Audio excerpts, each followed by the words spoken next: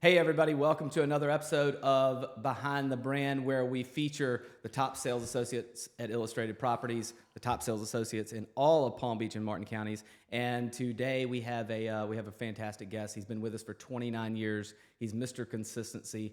He's also Mr. Illustrated, part of the core of our company, somebody that we rely on, we lean on, we have advise us when we're making management decisions, and he's done a fantastic job for his clients over these last 29 years. And we're really excited to have Bob Graeve here with us today. Bob, thanks for being here. Thank you. You just came from the gym, I see. You can't tell? I can tell. You're looking kind of buff today. Today? Yeah, every day.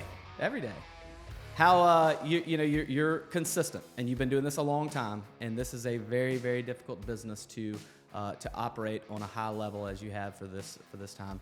I would imagine that day-to-day routine, going to the gym, doing the same things day in and day out, are kind of part of your structure and part of your routine, and have been contributing factors to your success. Kind of talk about that. Talk about what sets you apart on a day-to-day level. Yes, I have a routine. I get up 6 in the morning, have my quiet time, my coffee, and bring my change of clothes and go to the gym. Yeah. And it energizes me for the day.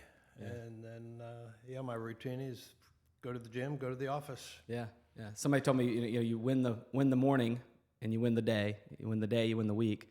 Win the week, win the month. You win the month, and of course, you win the year.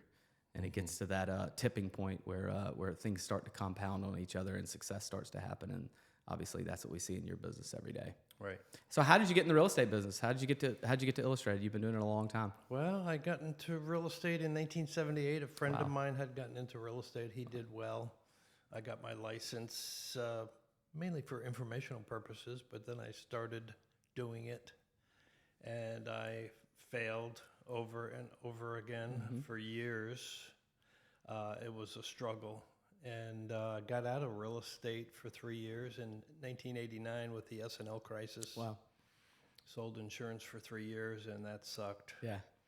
And then I started back with a company that's no longer in business.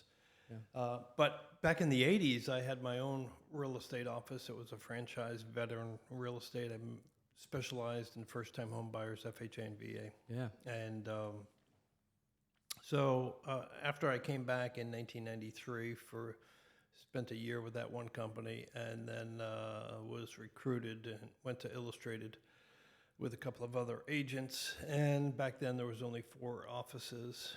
But the reason I went was because Illustrated had a great reputation in the north end of the county, especially for higher end properties. Yeah. There's a lot of market changes, a lot of growth. Where we're sitting right here in Jupiter, I have no idea what it looked like in 1978, but I guarantee it's not the same as it does.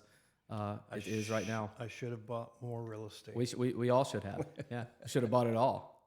Yep. Yeah.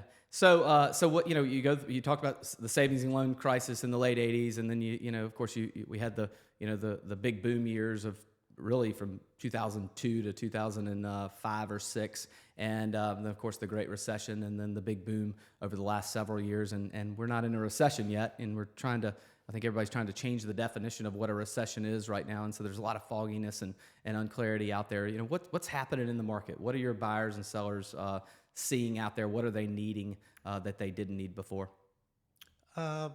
There's a lot of fear in the market in the eyes of the buyer, only because of the media saying that there's going to be a recession. And some buyers are thinking that there's going to be a big drop like there was in 2008, but I don't foresee that. What's the difference, you think? Well, between 2000 and 2005, anybody could have bought anything and gotten 100% financing without a job, credit, or income or money. And so everyone saw their neighbor buying a house and flipping it and making 50 grand. So everyone got into it for investment, and they shouldn't have qualified for those mortgages. I think we call those ninja loans, no income, no job, or assets loans. So then the rug was pulled out from under them, and I became a short sale specialist, doing over 100 short sales for people that were way upside down on their mortgages from 2008 to 2011. But in the last 10, 15 years, you have to qualify to get a mortgage. So I don't foresee anywhere near what happened in 2008 happening in the near future. Yeah, it's an interesting time because we're still seeing multiple offers on some things, but we have price reductions on other things. How do you make sense out of it for your buyers and sellers right now? Well, buyers, of course, want to have the mindset that they're getting a deal. So they're coming in below asking, and the sellers, a lot of sellers are cashing out now, even though it's not as much as what they would have gotten a year ago. They're cashing out, and a lot of my sellers are scaling down or moving out of the area. Yeah. As you're working with them, I mean, and like I said, you've done it at a very high level for a long time for a broad number of clients. What do you think sets your business apart, and what do you offer your clients that the rest of the industry does not? Honesty, integrity. Most of my clients come from past clients and sphere of influence. Yeah, which says a lot as to how you and my marketing. Yeah. Tell us about your marketing. What are you doing in the I've marketing been realm? consistent over the last 25 years, farming certain neighborhoods. Yeah, and that brings most of my business. Yeah, you talk about that quiet time in the morning and kind of setting the tone for the day and all that. I mean, do you have a why? That drives you. A lot of people talk about a why statement. Simon Sinek, wrote a book called Start with Why. And do you have a guiding premise that that you use as a filter to drive you every day?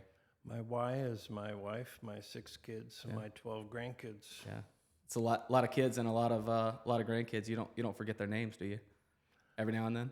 So once in a while, just like our parents used to do. So one final question. I really appreciate you coming on today. If you could have dinner with anybody in the world, whether they're still with us or they're deceased and they're from history, who would you have dinner with? My Lord and Savior, Jesus Christ. Yeah. That'd be a pretty good, interesting conversation, wouldn't it? It would. I'd like to see the video podcast of that one. That would humble me. Bob, thanks for meeting today. My pleasure. We really appreciate it. Thanks for everything you do for us.